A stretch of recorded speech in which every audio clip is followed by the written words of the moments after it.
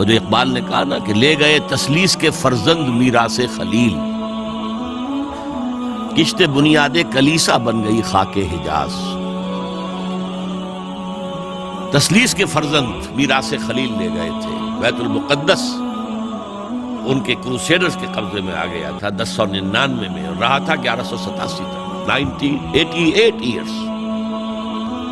لے گئے تسلیس کے فرزند میراث خلیل، تو میراث موسوی جو تھی وہ منتقل ہو گئی محمد رسول اللہ صلی اللہ علیہ وسلم رات کی امت کو۔ ان کا قبلہ کینسل، یہ قبلہ آ گیا، تو سب سے زیادہ دکھ تو انہیں تھا۔ اب جو وہاں سے کاؤنٹر ریولوشنری موومنٹ آئی ہے وہ عبداللہ ابن سبا یہودی۔ بعض لوگ آج یہ بھی کہہ دیتے ہیں کہ یہ تو ایک ایسی ہی افسانوی شخصیت ہے، کوئی اس کا وجود ہی نہیں تھا، بڑی زیادتی کرتے ہیں، خاص طور پر ہمارے بعض اہل تشیع یہ کہتے ہیں، حالانکہ ان کی کتابوں کے اندر درج ہے کہ حضرت علی نے عبداللہ ابن سبا اس کے 40 ساتھیوں کو آگ میں زندہ جلوایا۔ رجال کشی کے اندر دیکھ لیجیے لکھا ہوا وہ۔ لیکن چونکہ کچھ لوگوں نے شیعیت کے لیے لفظ سبائیت استعمال کرنا شروع کر دیا، اس لیے وہ ڈیفنس میں کہتے نہیں سبا تو یہ تو افسانوی شخصیت ہے، سبا کوئی تھا ہی نہیں عبداللہ ابن سبا۔ نہیں، عبداللہ ابن سبا ایک شخص تھا یہودی، وہ اسلام کا لبادہ اوڑھ کر آ گیا دارالاسلام میں۔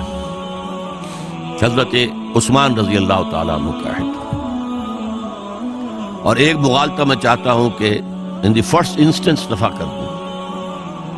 عام طور پر اتنی غلط طریقے سے تاریخ بیان ہوئی ہے کہ حضرت عثمان کے عہد خلافت کو سمجھتے ہیں پورا کا پورا عہد خلافت غالباً فتنوں ہی کے اندر تھا اور اختلافات ہی تھے اور خانہ جنگ۔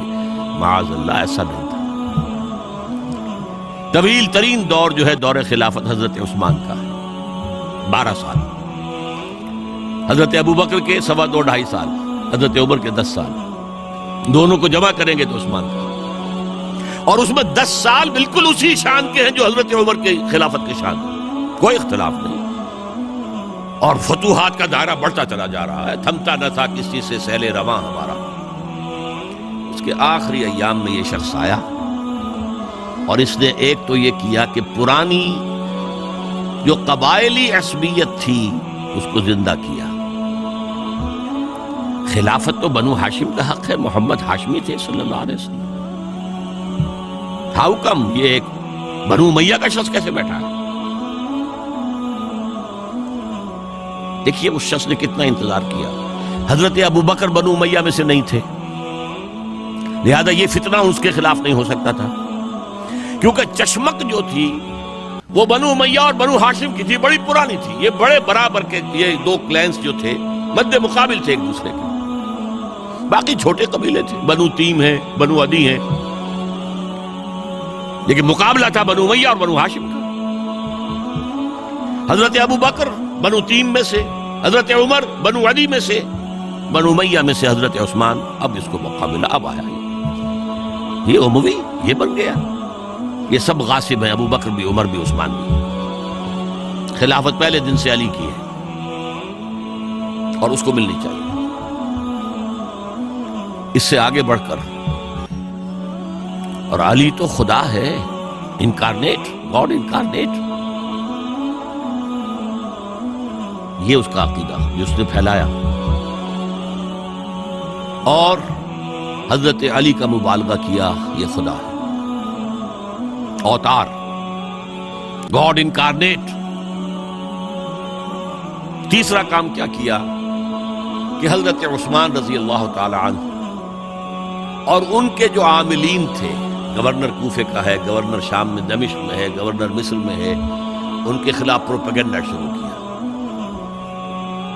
یہ بیت المال میں خیانت کر رہے ہیں، یہ غبن کر رہے ہیں، یہ اپنے عزیزوں کو جو ہے پال رہے ہیں، ان کو دے رہے ہیں، وہ اقربا پروری کر رہے ہیں، اور یہ کر رہے ہیں، اور ٹیکنیک کیسی عجیب۔ کوفے میں کوفے کے گورنر کے خلاف بات نہیں کریں گے، دمشق اور مصر کے گورنر کے خلاف بات کریں گے۔ اب کہاں دنیا کے پاس ذرائع تھے کہ کوئی ویریفائی کرے بھئی یہ بات صحیح ہے کہ نہیں ہے، غلط ہے، نہ کوئی ذرائع رسل و رسائل ہیں۔ اور اگر آپ کوفے میں کھڑے ہو کر عثمان نے یہ کر دیا، عثمان نے یہ کر دیا، عثمان نے یہ کر دیا، یہ کر دیا، اب کون اس کو جو ہے اس کی تحقیق کر سکے گا؟ دمشق میں گئے ہیں تو دمشق کے گورنر کے خلاف کچھ نہیں، عثمان کے خلاف اور کوفہ کے گورنر کے خلاف اور مصر کے گورنر کے خلاف۔ مصر میں گئے ہیں تو اس کے خلاف کچھ نہیں، دمشق اور کوفہ کے گورنر کے خلاف اور عثمان کے خلاف، اور پھر ہر طرف سے بلوائیوں کو لا کر گھیراؤ کر لیا حضرت عثمان کے گھر۔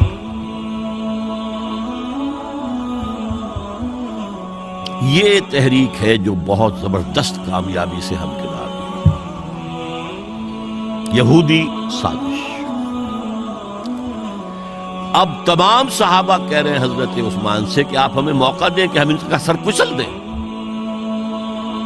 آپ فرماتے ہیں نہیں، یہ مجھ پر الزام لگا رہے ہیں نا، میں وضاحت کرتا ہوں۔ اپنے گھر کی چھت کے اوپر کھڑے ہو کر آپ نے کہا دیکھو یہ میں نے نہیں کیا، یہ میں نے نہیں کیا، میرے یہ احسانات بھول گئے ہو۔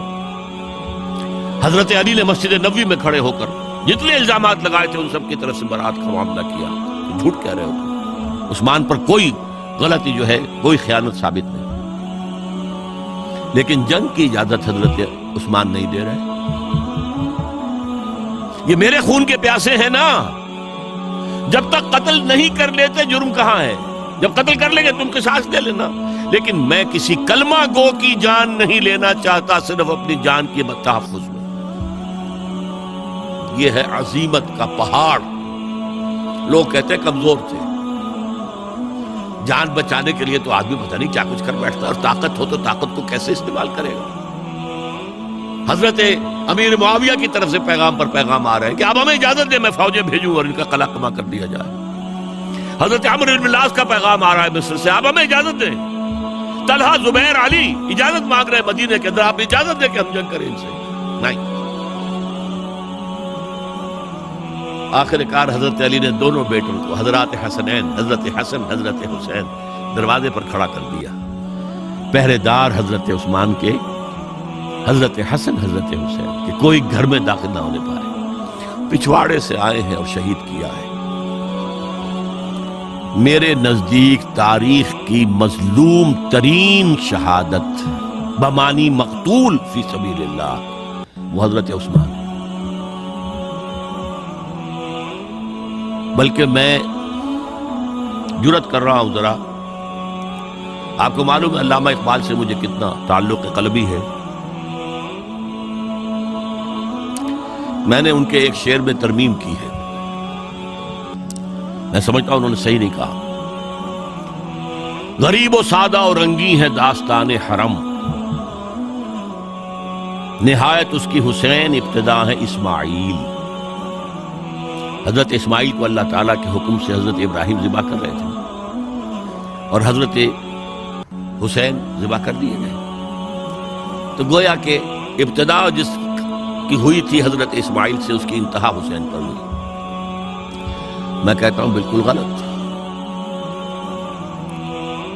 ان کو ذبح کر رہا تھا خلیل اللہ، اور ان کو قتل کر رہے ہیں یزیدی اور زیادی اور کوفی۔ کوئی تقابل ہے؟ وہ قتل نہیں ہوئے، یہ قتل ہو گئے۔ انہوں نے پیشانی خود رکھ دی۔ یہاں تو حضرت عثمان لڑتے ہوئے، حضرت حسین لڑتے ہوئے شہید ہوئے۔ کون سی چیز مشترک ہے؟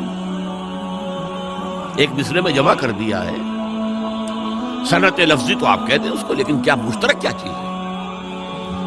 اور میں نے امید ہے علامہ اقبال سے ملاقات ہوگی اگر آخرت میں، تو وہ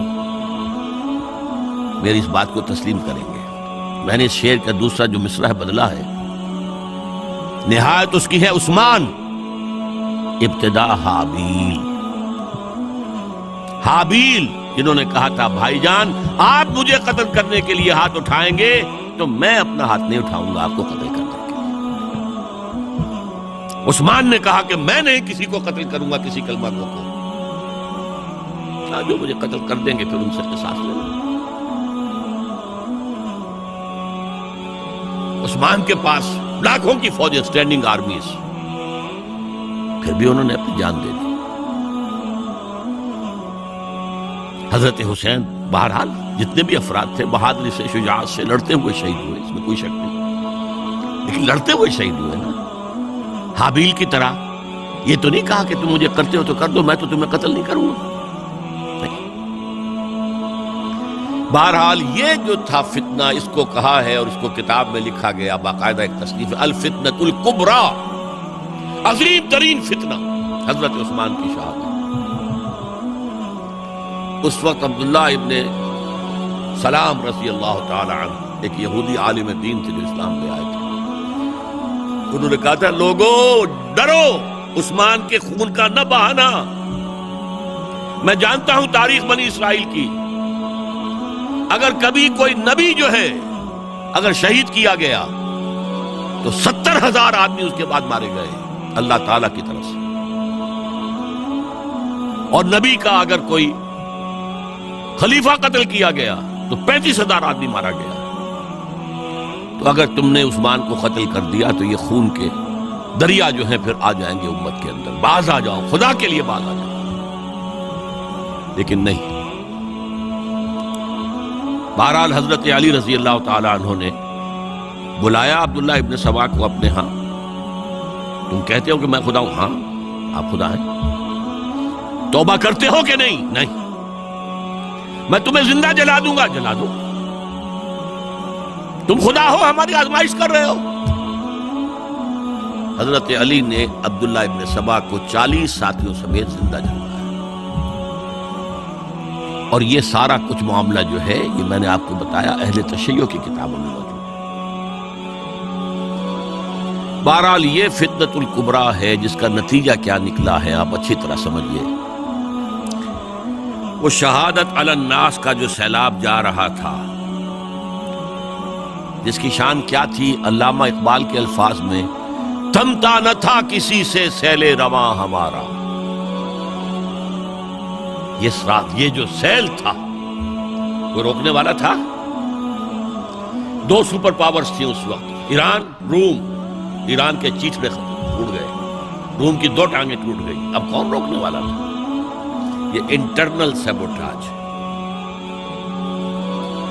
اس کے بعد جو باہمی خانہ جنگی شروع ہوئی ہے، 1 لاکھ مسلمان ایک دوسرے کی تلواروں اور نیزوں سے ختم ہوئے۔